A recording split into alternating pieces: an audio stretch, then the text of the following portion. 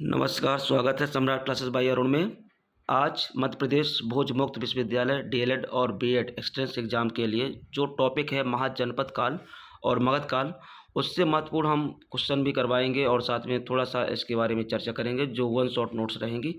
तो आइए शुरुआत करते हैं। उसके पहले यदि चैनल में नए हैं तो सब्सक्राइब जरूर करिएगा ताकि आने वाला वीडियो आपको अपडेट पर भी मिलता रहे। ठीक है, तो सबसे पहले हम जानते हैं महाजनपद काल के बारे में।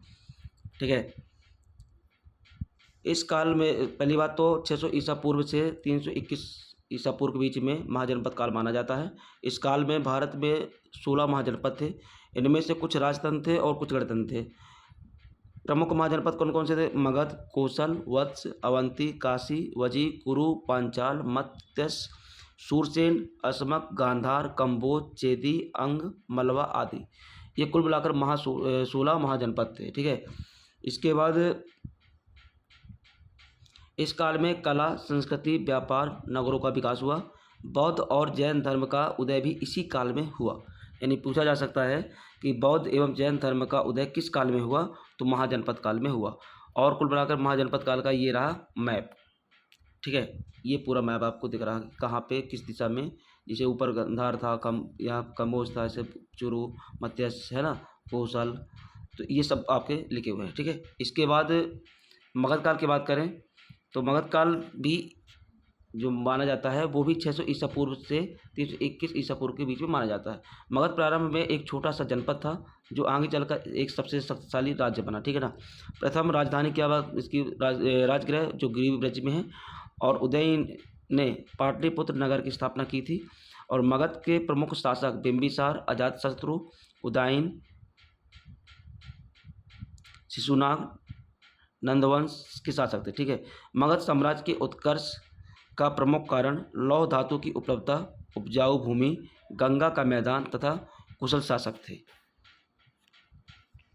ठीक है, इसके बाद कुछ महत्वपूर्ण प्रश्न जो परीक्षा के लिए काफ़ी इंपॉर्टेंट है, तो आइए शुरुआत करते हैं। पहला प्रश्न है महाजनपदों की संख्या कितनी थी? तो आपने ऊपर पढ़ा सी नंबर 16 थे। प्रश्न नंबर दूसरा, मगध की प्रथम राजधानी कौन थी? इसमें बी नंबर है राजगृह। प्रश्न नंबर तीसरा, 16 महाजनपदों की जानकारी किस ग्रंथ से मिलती है? इसमें बी नंबर ऑप्शन है अंगुत्तर निकाय में। प्रश्न नंबर चौथा है मगध साम्राज्य के शक्तिशाली शासक बिंबिसार किस वंश से संबंधित थे? इसमें सी नंबर थे हर्यक वंश।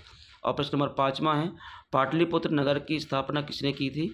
इसमें बी नंबर ऑप्शन है उदयन।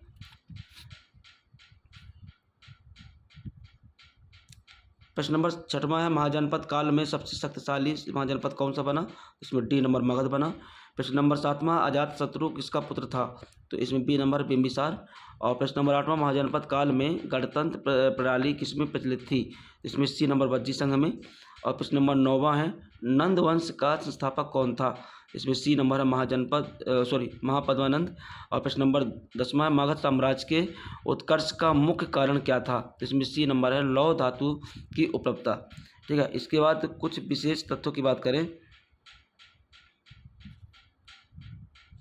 महाजनपद काल में नगरों, व्यापार, सिक्कों, पंच चिन्हित मुद्राएं का प्रचलन पड़ा।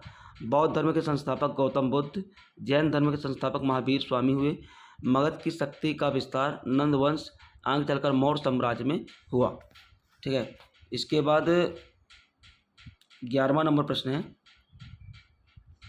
बिंबिसार की रानी कौशल देश की राजकुमारी कौन थी? तो इसमें बी नंबर ऑप्शन है चेलना। और प्रश्न नंबर 12वां है अजातशत्रु ने किस यंत्र का प्रयोग युद्ध में किया?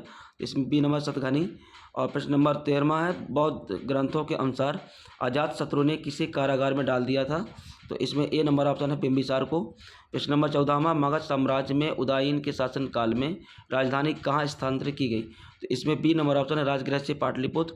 प्रश्न नंबर 15वां नंद वंश का अंतिम शासक कौन था? इसमें सी नंबर ऑप्शन सही है घनानंद। ठीक है, प्रश्न नंबर 16वां है